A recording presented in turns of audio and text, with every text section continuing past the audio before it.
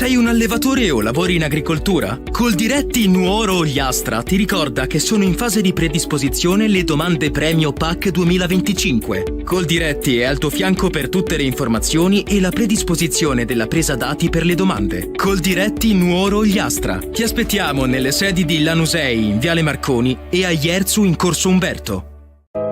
Ogni volta che entro qui so che ci sei, sempre al mio fianco. Sono pronto a sostenerti in tutti i reparti, corsia dopo corsia. Dagli alimentari al sushi sul momento, passando per macelleria e pescheria. Insieme sposiamo solo la qualità. E se non hai voglia di cucinare, scopri la freschezza del reparto gastronomia. Delizie pronte da gustare, buone come fatte in casa. Vivi la tua spesa con amore all'Eurospar Tortolì. In offerta birra Tuborg 66 CL a 99 centesimi, ammorbidente felce azzurra Mon Amour 60 lavaggi a 2,99 €, mortadella con pistacchi de Spar duetti a 2 euro, melone verde a 1,19 € il chilo. Eurospar, via Bertolotto 2, Tortolì. Tutti i giorni, orario continuato dalle 8:30 alle 21.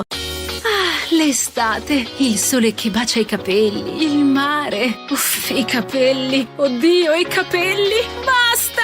No, ferma! Ci pensa Amy Beauty Hair. Con il kit per la cura quotidiana di Kerastase, la messa in piega in regalo. 5 prodotti, iniziando con olio e crema nel pre-esposizione, dopo sole con shampoo e maschera e prima di uscire, olio elixir ultime per dare lucentezza. E se ti manca il salone, con l'acquisto del kit, la messa in piega te la regala Amy Beauty Hair. Everybody's Perfect. Via Macomer 1, dietro Banca Intesa, a Tortolì. 0782 62 36 84. C'è un'estate in cui non sei solo spettatore, ma protagonista insieme agli autori, alle storie, alle emozioni. A Perdas de Fogu torna a 7 sere, 7 piazze, 7 libri. Il festival letterario dove ogni piazza diventa un incontro, ogni sera una scoperta e ogni libro un dialogo da vivere, insieme. Dal 28 luglio al 3 agosto siediti tra le persone, ascolta, domanda, emozionati, perché ogni voce conta, anche la tua. 7 sere, 7 piazze, 7 libri a Perdas de Fogu. Il pubblico è parte della storia. Stai pensando di metterti in proprio, ma hai le idee un po' confuse? Noi di SNI, Servizio Nuove Imprese, siamo in grado di accompagnarti nelle tue scelte di aspirante o neoimprenditore con competenze e strumenti all'avanguardia, informazioni di base, orientamento all'imprenditorialità, attività formative. Registrati su sni.unioncamere.it. In pochi clic i migliori esperti di creazione d'impresa delle Camere di Commercio d'Italia saranno a tua disposizione. SNI, imprenditori, si diventa. Chi l'ha detto che la pausa pranzo deve essere uno sbatti? Sunset Lounge Bar, la tua oasi immersa nella natura, ti propone menù di terra o mare a partire da 15 euro. Hai capito bene? 15 euro per staccare con gusto nella tua pausa pranzo. Basta file, basta guardare l'orario. Al Sunset la cucina è aperta tutto il pomeriggio e per i più raffinati ogni giorno fuori menù da leccarsi i baffi. Sunset Lounge Bar, lo stile che cercavi tutti i giorni. Piazzale San Gimigliano, Tortolì.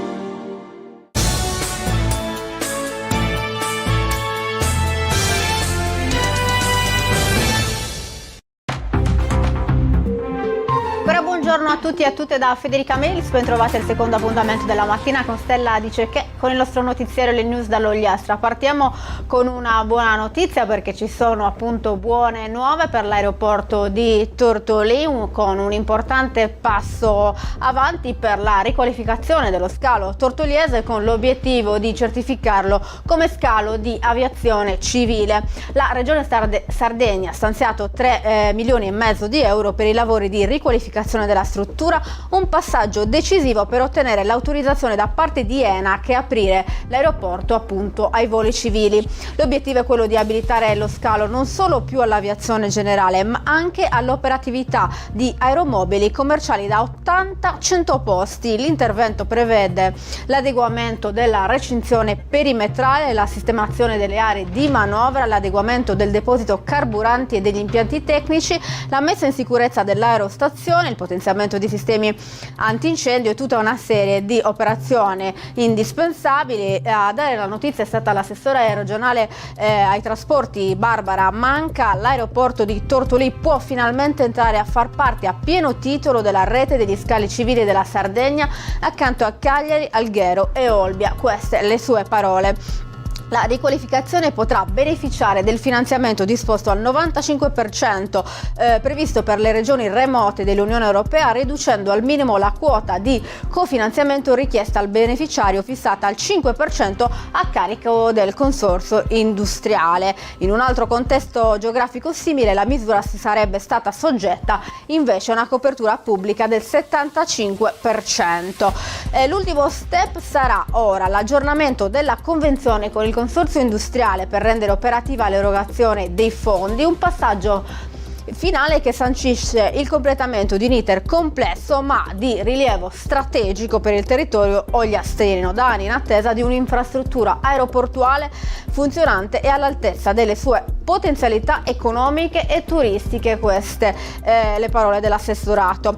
Andiamo avanti, cambiamo argomento. Una denuncia che riguarda la sanità, è un grido d'allarme che arriva da un medico. Cittadini di serie C a denunciarlo Barbara Mameli, medico di medicina generale alla Lanusei. Ha raccontato quanto accaduto venerdì a una sua parente colta da infarto. Per fortuna ha avuto la forza di chiamarmi e sono subito intervenuta, richiedendo come da protocollo l'ambulanza medicalizzata da Lanusei, che è prontamente arrivata. Racconta in un duro sfogo sui social: stavamo aspettando il soccorso che però era impegnato, siamo rimasti nel dubbio se metterci in viaggio, consapevoli che per arrivare a Nuoro in questo periodo ci vuole un'ora e mezza, o sperare che l'elicottero si liberasse, quando per una patologia a tempo dipendente la rapidità è tutto, non si può giocare d'azzardo. Questo tragico evento, continua Mameli, mi ha convinto ancora di più dell'importanza dei corsi BLSD che vengano fatti a tutti, ma le nostre strade, rimarca, sono disastrose tutto l'anno e in estate ancora di più. Non si possono impiegare, denuncia, più di 90 minuti per raggiungere Nuoro e oltre 2 ore per Cagliari. Non abbiamo nel nostro presidio ospedaliero una UTIC, posso capirlo visti i numeri, però questo non può significare che il nostro diritto alla salute sia garantito meno rispetto a quello di un cittadino di Cagliari, Sassari o di Nuoro, denuncia la dottoressa Mameli. Dovremo avere un elicottero sempre a disposizione nell'aeroporto dei Vigili del Fuoco di Lanusei, vista la nostra condizione di isolamento. Stavolta a noi è andata bene, forse, ma la sopravvivenza non deve essere il frutto della fortuna. Ringrazio tutta l'UTIC dell'ospedale San Francesco di Nuoro che ha fatto miracoli e tutto il team del 118.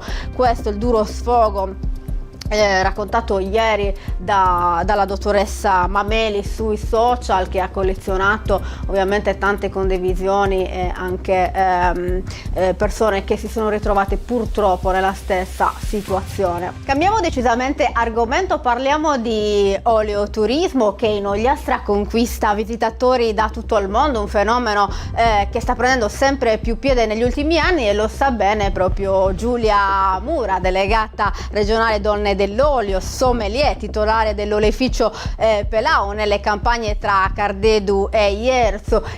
Abbiamo il piacere di avere al telefono proprio Giulia Mura per parlare di oleoturismo in Ogliastra e soprattutto il suo oleificio è diventata tappa certa per turisti provenienti da tutto il mondo. Buongiorno Giulia. Ciao Federica, buongiorno. Allora, Giulia ha preso le redini dell'azienda nel 2018. Ci racconti la tua attività e poi l'oleoturismo, come la state vivendo? Raccontaci un po'. Sì, allora, io arrivo in Ogliastra nel 2017-2018. Noi abbiamo sempre vissuto con la mia famiglia a Cagliari, papà era primario, quindi andavamo e tornavamo continuamente, diciamo, da Cagliari verso l'Ogliastra, mentre l'azienda vitivinicola permetteva di seguire a distanza con collaboratori di fiducia, e l'oleificio abbiamo notato nel tempo che aveva sempre bisogno della nostra presenza.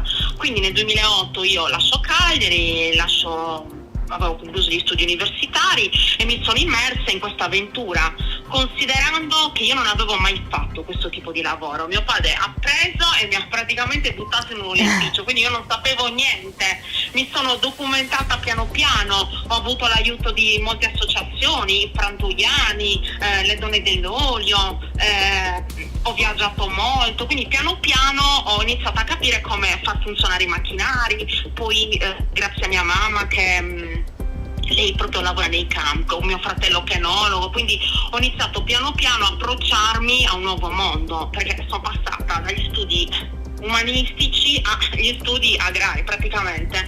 Quindi piano piano ho iniziato a conoscere le piante e conoscere soprattutto la mentalità ogliastrina, che non capivo e poi piano piano l'ho capita. E ci stiamo proiettando sempre in avanti, cioè siamo passati da fare tantugliani, praticamente molitura conto terzi, fino a operatori turistici dell'olio, ed è un cammino che dura da 15 anni. Piano piano accompagniamo le persone sempre verso la qualità, quindi siamo passati da periodi di raccolta, per esempio delle olive nei sacchi, ad accompagnare le persone a capire tramite la cultura, corsi, informazione costante che si raccoglie a ottobre, si porta in frantoio in giornata, si porta in cassette, e poi piano piano far capire che l'olio non è solo un condimento per le insalate, ma è un condimento culturale. Cosa ne pensi, Federica? Verissimo. Ascolta Giulia, ma arrivano da tutto il mondo, Islanda, India, Malesia, Estonia, Stati Uniti, che cosa vi chiedono, soprattutto quando assaggiano l'olio, cosa vi dicono? Allora, intanto il turismo dell'olio non è grazie a me, ma è grazie a una serie di lavoro portato avanti con gli albergatori del territorio, che hanno dato una grossa mano nel promuoverlo, quindi questo ci tengo a dirlo. Poi ci sono altri frantoi che fanno questo lavoro, quindi piano piano uno e l'altro ci si compensa. Allora, che cosa ci chiedono i turisti? Intanto, che cos'è l'olio? È inverosimile, tu arrivi in un frantoio, non conosci l'olio, ma lo vieni a conoscere. Questa è una cosa che colpisce moltissimo soprattutto le popolazioni come la Malesia oppure l'Estonia. Poi vabbè, ci sono i tedeschi, che quelli sappiamo che vengono in frantoio a comprare l'olio e lo cercano perché lo conoscono. Certo. Ci chiedono il territorio, le spiegazioni dei terreni, la varietà autoctona, quindi la tua cultivar, la raccolta, il sistema di estrazione e poi sempre gli abbinamenti con i prodotti locali. Certo. Sempre. Cercano anche esperienze, Giulia, vero? Sì, noi facciamo diversi tipi di esperienze, dipende da chi abbiamo davanti. Se c'è un turista di passaggio che ha fretta, noi facciamo assaggiare in fretta l'olio con i prodotti che abbiamo sempre, come il formaggio, il sovistocco, il pane carasau. Per i bambini, per esempio, mi sono inventata la limonata, che gli spremo in velocità al momento e mettiamo una goccia di olio col ghiaccio, impazziti. E quello che poi, per esempio, mi chiedono sono esperienze culturali. Come abbiamo fatto l'anno scorso, è venuto un gruppo per esempio da Olbia e hanno voluto cantare con le loro chitarre sotto gli ulivi, cioè proprio l'ulivo che diventa simbolo di aggregazione culturale. Assolutamente. Ci racconti anche di un altro progetto ambizioso della vostra azienda, ovvero l'Accademia e Centro Studi Josto Miglior? Sì, non l'abbiamo ancora chiamata così perché dobbiamo avere ovviamente il consenso dei figli di dottor Josto.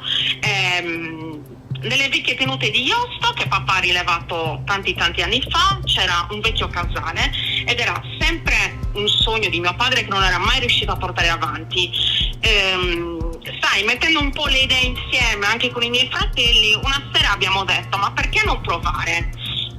La vecchia scuola dell'agricoltura di Josto formava competenze allora, quindi abbiamo detto, siccome siamo davanti a un'era dove non ci sono competenze, non ci sono sommelier, non ci sono enologi, c'è una fuga di giovani all'estero, mancano guide enotturistiche, guide oleoturistiche, ho detto io, riproviamo a presentare il progetto, prima alla Regione, poi ai Ministeri della Cultura, Ministeri dell'Agricoltura e la Comunità Europea. È stato approvato, quindi la nostra idea è quella di creare un centro di aggregazione, fare arrivare i ragazzi dell'Erasmus Io sono già a Cagliari con 180 ragazzi universitari a metà settembre presso l'Università di Cagliari.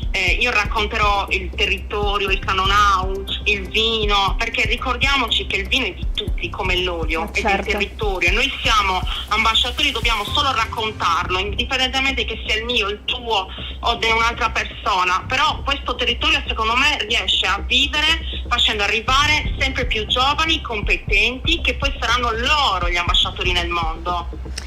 Chiarissimo, Giulia, e complimenti per questa iniziativa, per quello che fai per preservare appunto l'olio, il vino, sono i prodotti io penso tipici. che noi siamo di passaggio, cioè i nostri ulivi rimarranno come le nostre vigne, però se tu crei un polo culturale, quello rimarrà anche quando noi non ci saremo più, e rimarranno i giovani che poi tramanderanno questo background culturale che stiamo cercando di smuovere. Assolutamente così.